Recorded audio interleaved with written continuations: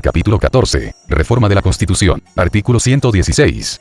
Los proyectos de reforma de la Constitución podrán ser iniciados por mensaje del Presidente de la República o por moción de cualquiera de los miembros del Congreso Nacional, con las limitaciones señaladas en el inciso primero del artículo 62. El proyecto de reforma necesitará para ser aprobado en cada Cámara el voto conforme de las 3/5 partes de los diputados y senadores en ejercicio. Si la reforma recayere sobre los capítulos I, V, X, XI o 14, necesitará, en cada Cámara, la aprobación de las 2/3 partes de los diputados y senadores en ejercicio. Será aplicable a los proyectos de reforma constitucional el sistema de urgencias. Artículo 117.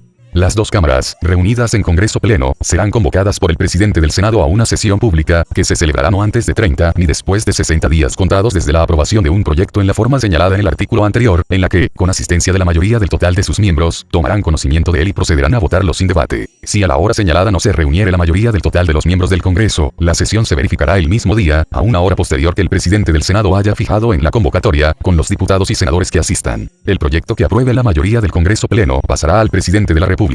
Si el presidente de la República rechazare totalmente un proyecto de reforma aprobado por el Congreso y éste insistiere en su totalidad por las 2/3 partes de los miembros en ejercicio de cada Cámara, el presidente deberá promulgar dicho proyecto, a menos que consulte a la ciudadanía mediante plebiscito. Si el presidente observare parcialmente un proyecto de reforma aprobado por el Congreso, las observaciones se entenderán aprobadas con el voto conforme de las 3/5 o 2/3 partes de los miembros en ejercicio de cada Cámara, según corresponda de acuerdo con el artículo anterior, y se devolverá al presidente para su promulgación. En caso de que las cámaras no aprueben todas o algunas de las observaciones del presidente, no habrá reforma constitucional sobre los puntos en discrepancia, a menos que ambas cámaras insistieren por los 2/3 de sus miembros en ejercicio en la parte del proyecto aprobado por ellas.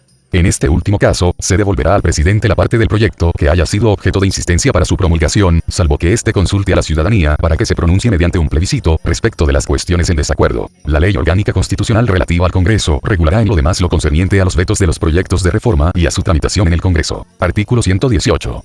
Derogado. Artículo 119.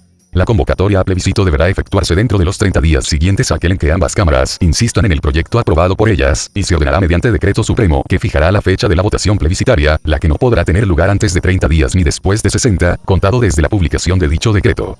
Transcurrido este plazo sin que el presidente convoque a plebiscito, se promulgará el proyecto que hubiera aprobado el Congreso. El decreto de convocatoria contendrá, según corresponda, el proyecto aprobado por el Congreso Pleno y vetado totalmente por el presidente de la República, o las cuestiones del proyecto en las cuales el Congreso haya insistido. En este último caso, cada una de las cuestiones en desacuerdo deberá ser votada separadamente en el plebiscito. El tribunal calificador comunicará al presidente de la República el resultado del plebiscito y especificará el texto del proyecto aprobado por la ciudadanía, el que deberá ser promulgado como reforma constitucional dentro de los 5 días siguientes a dicha comunicación. Una vez promulgado el proyecto y desde la fecha de su vigencia, sus disposiciones formarán parte de la Constitución y se tendrán por incorporadas a esta. Artículo final. La presente Constitución entrará en vigencia 6 meses después de ser aprobada mediante plebiscito, con excepción de las disposiciones transitorias 9ª y 23ª, que tendrán vigor desde la fecha de esa aprobación. Su texto oficial será el que consta en este decreto ley. Un decreto ley determinará la oportunidad en la cual se efectuará el señalado plebiscito, así como las normas a que él se sujetará, debiendo establecer las reglas que aseguren el sufragio personal, igualitario y secreto y, para los nacionales, obligatorio. La norma contenida en el inciso anterior entrará en vigencia desde la fecha de publicación del presente texto constitucional.